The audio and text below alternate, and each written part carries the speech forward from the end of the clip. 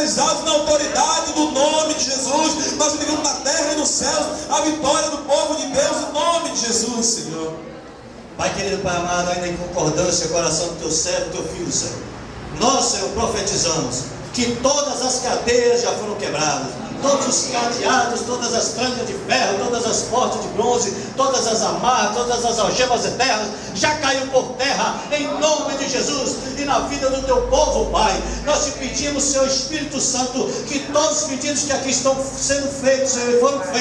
foram mergulhados, Senhor, nesse suco que simboliza o teu santo sangue, em nome santo do Senhor Jesus. Nós já profetizamos que esse pedido já foi aceito nos céus, que esse pedido já está sendo, Senhor, respondido a oração, ó Pai. Esse pedido que foi feito, Senhor, com lágrima nos olhos, nós temos certeza que agora essa pessoa que fez o pedido com lágrima nos olhos, ela agora vai regozijar no Senhor, ela agora vai se alegrar no Senhor,